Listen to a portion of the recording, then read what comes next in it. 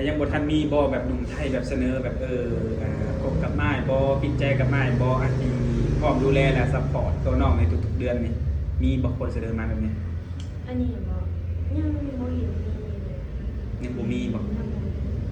ถ้ามีเด้ถ้าสมมุติว่ามีน้องจะพิจารณาว่าใดถ้าว่ามีก็ดีเลยนะ ก็ดีก็มีคนแบบมาสอนเลย โดยมาพบมาพอกับสาวโสดอีกแล้วทุกคนมื้อนี้นะ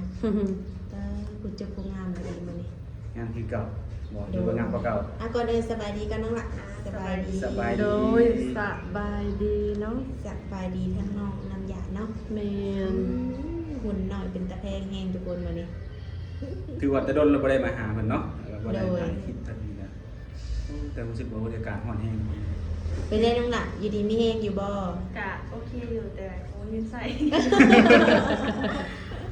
หลังปีใหม่นี่เปลี่ยนแปลงไปหมดนะเอาไงขนาดสงกรานต์ก็ยังแบบว่ายังบ่ได้ยังบ่ได้เปลี่ยนแปลงนะคะยังคือเก่าเป็นเท่าไหร่แบบเงินมุยลิ้นนะคะนะเงินหมูมีต้นอยู่แล้วหลังมายังหมูมีคือเก่านี่ไปนำปีเก่าบ่อยากบอกเนาะสถานะหัวใจเป็นอะไรน้องละจะคือเก่าอยู่เลยคือเก่าเป็นได้คือเก่าคือเก่าคือโสดบ่คือเก่าหรือว่ามีคุณคุยคือเก่ามีอยู่เลยยังคุยกันไปเรื่อยนะแบบว่ายังบ่ได้ทันแบบว่าได้ปิดใจกับไผแม่นบ่เนี่ยก้าวว่าในมื้อหน้านี่สิปิดใจกับไผอยู่บ่นี่นะก็น่าจะมีอยู่แต่ตอนนี้เนี่ยยังแบบเอาไปยังลองคุยแบบเพิ่นสิเข้าใจเฮาหรือว่าเขาเพิ่นสิเข้าใจเฮาบ่ไปนี่นะเวลาเฮ็ดเวียกเฮ็ดงานบางมื้อเราก็สิบ่ได้เล่นโทรศัพท์นะโทรศัพท์ก็สิตายแล้วตอนนี้ก็โทรศัพท์เป็นสิตายสิสอบตามเจ้าของแล้วเป็นครับก็แสดงว่าทุกมื้อนี้มีคนคุยอยู่แล้วก็กำลังศึกษาเบิ่งกันอยู่แม่นบ่นี่นะเฮาก็บ่ฮู้กันแบบบ่ได้ถามเลยนะว่าเป็นอะไรลงกันแบบใดว่าบ่ถามกันเป็นคนไทยหรือคนลาวจากบ่น่าจะเป็นคนอีสานจากคนอีสานนี่บ่แสดงว่ามันเราลาวใส่จังนี่บ่ฉันเลยว่าเราคนกรุงเทพนำบ่มีดูพอหูอายุเพิ่นอยู่บ่น้องล่ะอันนี้บ่ยังบ่ได้ถามเพิ่นเลยคุยแต่ว่าบ่ได้ถามว่าเพิ่นอายุแบบเท่าใดแล้วก็แบบการอยู่แบบไปมาเพิ่นเท่าใดก็เฮาบ่อยากถามเพิ่นนะแบบยังเด็กน้อยนะที่ฮู้เรื่องของเพิ่นมันบ่ได้เรียกลงเกินเรื่องของเพิ่นว่าจะลงเกินนะดูนอกจากว่าเพิ่นบอกเองเนาะแต่ว่าเรื่องอายุได้สน้องครับได้เท่าใดเรื่องอายุนี่จ้ะก็บ่จำกัดอายุหั่นนะโอ้สุพรน้องบ่จำบ่ถามเรื่องอายุเนาะมีก็ได้เบิดหั่นนะแสดงว่าเน้นเฉพาะแต่เวลาการโต้กันล้มมันบ่นี่นะการคุยกันว่ามันสิเข้าใจกันบ่เนาะดูและมีบ่ตั้งแต่คุยมาแบบว่าคนที่น้องคิดว่าผู้นี้คือดีแท้คือดีกับน้องแท้จังซี่นะมีบ่ก็มีอยู่มีบ่หายไปแล้วคือว่าห่างบัดนี้เป็นอะไรน้องบ่มีเวลาคุยน้ำเพิ่นเฮาบ่ค่อยมีเวลาก็แบบว่าโทรศัพท์มันก็อยากตายแน่นะแบบรถบ่นี่ก็มัน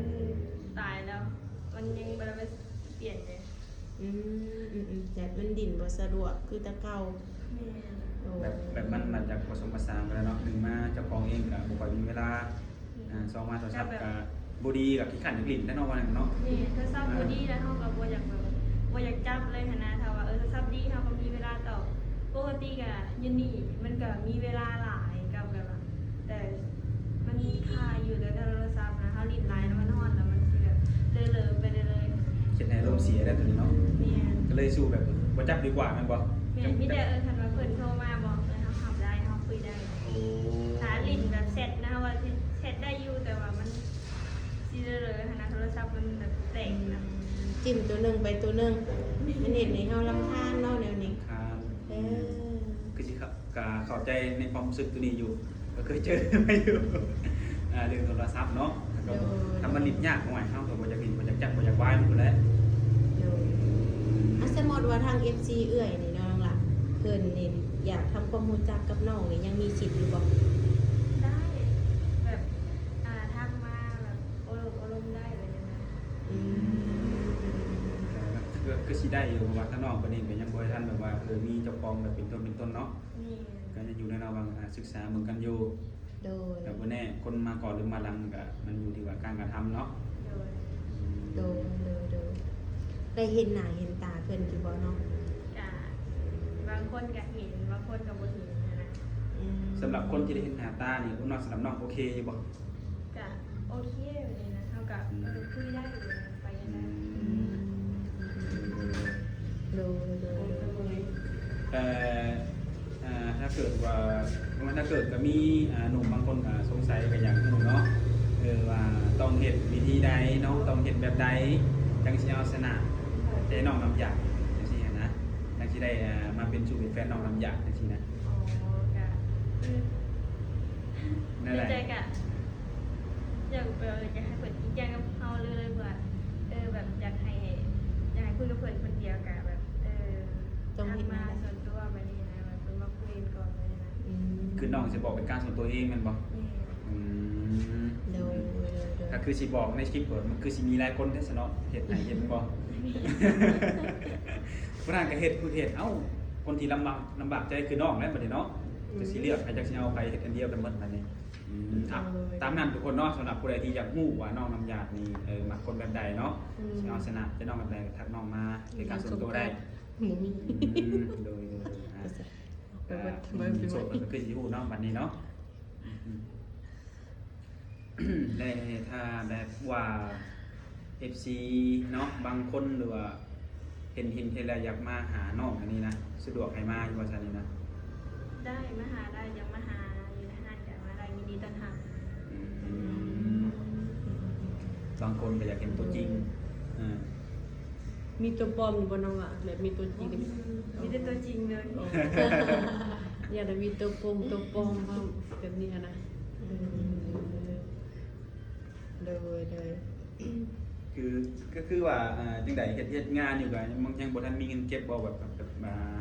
พอได้ซื้อโทรศัพท์ใหม่นี่นะ อันนี้ย่างเพราะว่าเงินเดือนยังไม่ออกเลยเดือนออกกับเดือนหน้า เดือนหน้ามันออก เนี่ยวันที่เดือนเนี่ยถ้าเอาง่ายๆเงินเดือนออกอ่ะถ้าเป็นเงินบาทเรามันก็2,500อ่ะได้แต่ จักสิว่าได้เนาะ จักชิว่าอะไร เงินเดือน 2,500 แม่ กันว่าสิซื้อโทรศัพท์ใหม่มันก็ได้อดได้นี่เนาะบ่จุบซ้ำ โอ้ เดือน ย นึง บ่ บ่จุบ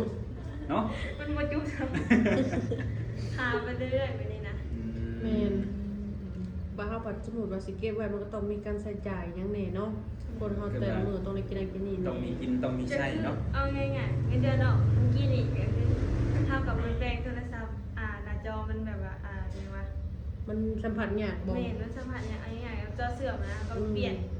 นแล้วเงินเดือนมันก็ออกอะไรครึ่งหนึ่งนะก็ใส่ส่วนตัวแบบเขาบางทีเห็นเสื้อผ้าแบบงามตัวหนึ่งกับไปซื้อไปนี่นะเอามากับมาใส่มันก็ยังเหลือเล็กๆหน่อยนะเนี่ยจ้ะ ก็แม่ก็เบิ่งตามเงินเดือนนั่นแหละเนาะเบิ่งตามเงินเดือนส่งมาเบิ่งค่าเครื่องค่าของบัดนี้นับมื้อเห็นแพงขึ้นได้ค่าเครื่องค่าของเนี่ย แต่ยังบ่ทันมีบ่แบบหนุ่มไทยแบบเสนอแบบคบกับม่ายบ่ปิดใจกับม่ายบ่อันที่พร้อมดูแลและซัพพอร์ตตัวน้องในทุกๆเดือนนี่มีบ่คนเสนอมาแบบนี้ อันนี้บอกยังบ่เห็นมีเลย ยังบ่มีบ่ถ้ามีเด้ถ้าสมมุติว่ามีน้องจะพิจารณาว่าใด ถ้าว่ามีก็ดีอยู่นี่นะ ๆก็ดีก็ มีคนแบบมาซอยนะซอยหาซอยเฮาแบบนี้นะ แต่น้องสิยอมปิดคลิปปิดใจกับเพิ่นบ่ ย่อมนะกัน ย่อมเนาะ กันแบบภาษามาหาเลย อืมโอเคเนาะอันนี้ถามเผื่อไว้เผื่อว่ามีคนอยากฮู้และบ่กล้าแสดงออกนะก็เลยถามให้เพิ่น ตรงมีอยู่แล้วเนาะ วันแน่ได้เพิ่นอาจสิแบบถามเบิ่งคลิปอยู่ทางน้องนี่สิตอบแนวใดเนาะ หรือว่ามีคนของใจแล้วบ่เนาะก็มีคนสงสัยอยู่ โดย แต่บางคนก็คิดหลายอ้ายนี่อายุหลายแล้วเนาะ50 60แล้วน้องสิจริงจังบ่สินะสิหลอกเอาแต่เงินอ้ายบ่ประมาณนี้นะบางคนนะบางคนตั้งข้อสงสัยตัวเองจังซี่นะแต่คือน้องเองก็อายุนี่บ่เกี่ยวแมันบ่เนี่ย อันนี้โอเคอะค่ะคนทางจริงแบบพร้อมดูแลเฮาซัพพอร์ตเฮาก็โอเคแบบอยากให้เฮาแบบว่าให้ปิดคลิปบ่ได้จังได๋แบบบ่ให้เปิดใจเลย โดย ยโดย เฮาก็โอเคพร้อมนะถ้าว่าเพิ่นสิพร้อมดูแลหรือว่าซัพพอร์ตเฮาไว้นี่นะ โด อีกอย่างเฮาก็หาตอนนี้ก็หาเงินลงไทยอยู่นี่นะส่งตัวเองลงไทยแบบมีแบบประสานแบบเรื่องโทรศัพท์แบบเรื่องครอบครัวอยู่ในบ้านบ่นี่นะ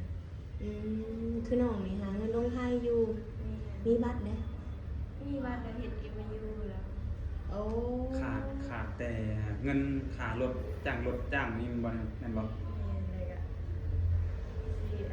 เดี๋ยวหาเงินซื้อรถให้น้องเฮียนอยู่เลย อืม รถนั้นซื้อรถจักรนี่บ่ คือน้องเนี่ยยังมีน้องอีกเนาะมีน้องจะคนหนึงล่ะ มีน้องคนเดียวคือแบบว่าไม่นี่แหละ มันอยู่แบบว่า งานก็คืออยู่นี่เงินเดือนก็บ่แพงถ้าสิลงไทยก็ขาดเกินแบบเงินบ่หรือว่าโทรศัพท์ทางลงไปแล้ว ตัวคนเดียวแล้วเฮาสิไปตั้งรักอยู่สาย อืม นะครับ แม่ แบบ นความ สิมี น้อง อยู่ เนาะ ที่บ้านแบบคือน้องบ่สองน้องเฮียนไว้นี่นะ อืมอืม คือเหตุผลเนาะทุกคน ดูตัวคนเดียวเนาะอย่างน้อยนี่เขาก็ต้องมีเงินสักสำรองสักรายเติบเนาะน้องล่ะลงไปเพื่อเศร้าห้องอยู่งานการเฮาสิเป็นแนวใดเฮาสิเฮ็ดไรบ่เนาะ ก็เอิ้นว่ามีไว้กันไว้เนาะมันจะดีกว่าพอลงไปแล้วบ่ฮู้ว่าเฮานี่ต้องเจอหยังแน่เนาะต้องผ่านหยังแน่ต้องเสียค่าหยังแน่สิหั้นนะ เฮ็ดข้างนอกนี่อยากเฮ็ดงานหยังน้องล่ะ อ่าถ้าอยู่ไทยถ้าลงไปอยู่ไทยก็คือร้านอาหารหรือว่าเป็นแบบสอดครัวบ่อย อืม มักกินร้านอาหารแบบว่าอันนั้นบ่แม่บ้านก็อยากลองเบิ่งอยู่แต่ว่าบ่เคยเฮ็ดแม่บ้าน โอ้แม่บ้านบ่เคยเฮ็ดจักเทื่อเนาะ แอนซีเรียสนี่จะสนใจบ่ แม่เป็นแอนซีเรียสนี่สนใจบ่ ยังไง นี่ ยั ล่ะ ง สิ บางทียังรอถามเบิ่งว่าห้านยาวอยู่นี่เพิ่นสิลงอาหารเพิ่มบ่ถ้าเพิ่นบ่ลงอาหารเพิ่มมามันสิได้ทยอยเก็บเงินแล้วก็ไปหาเงินลงไทยงานในไทยนะสิได้มีเงินเก็บหลายๆกับเงินเดือนมันก็บ่ค่อยแพง แม่นคือเงินเดือนนี่เอาเว้าง่ายๆเดือนหนึงใช้แทบสิบ่อยากพอเนาะน้องล่ะเพราะว่าค่าของแพงเนาะทุกมื้อนี่นะ อยู่กินแต่ละมื้ออีก คือลงไปไทยกับจุดประสงค์ก็คืออยากส่งน้องเรียนแล้วก็หาเงินซื้อรถให้น้องก็ ถ้าเจอแบบนี้ได้ใช่น้องล่ะอันนี้ทางเป็นตัวแทนเนาะถ้าแบบว่ามีหนุ่มไทยมากฮักเนาะและเพิ่นอยากได้น้องนี่ไปเป็นลูกเป็นเมียและพร้อมที่จะดูแลน้องแล้วก็ครอบครัวน้องและเพิ่นสิมาขอก่อนสิน้องสิพร้อมอยู่บ่ ไม่ได้บอก แม่น ได้คือกัน แต่คือกันแม่นบ่ การพร้อมถ้าเพิ่นทักมาหรือว่าโอ้ลมแบบเฮาบ่หรือว่าคนเก่าเฮาเบิ่งคุยแบบนี้บ่ในเฟซ โดย ในไลน์มีการแบบว่าเป็นพร้อมแบบบ่อยากให้เฮาเปิดใจในคลิปหรือว่าบ่อยากให้เปิดนี้บอกว่าพร้อมสิดูแลเฮาซัพพอร์ตเฮาก็โอเคแบบเฮาก็ปิดเลยหยุดปิดเลย เลยเนาะเผื่อเพิ่นเนาะ เพื่อเพิ่นว่าถ้าเพิ่นดูแลหรือความซัพพอร์ตเนี่ย ถ้าเพิ่นเฮ็ดได้คือเว้าเนาะ ถ้าเพิ่นว่าจริงจังกับเฮา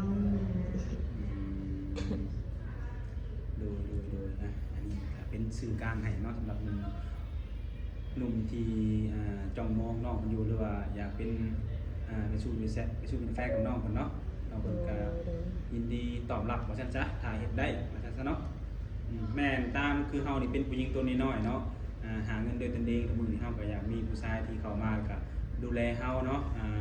ซัพพอร์ตเฮาในเรื่องแบบเรื่องความรักแน่หรือว่าบ่ว่าสิเป็นเรื่องการเงินหยังก็แล้วแต่เอิ้นว่าจังได๋เฮาแบบให้เฮาพึ่งพาอาศัยได้ซั่นซะเนาะแล้วก็ครอบครัวเฮานี่ก็พึ่งพาได้สิหั้นนะ โดยสรุปตอนนี้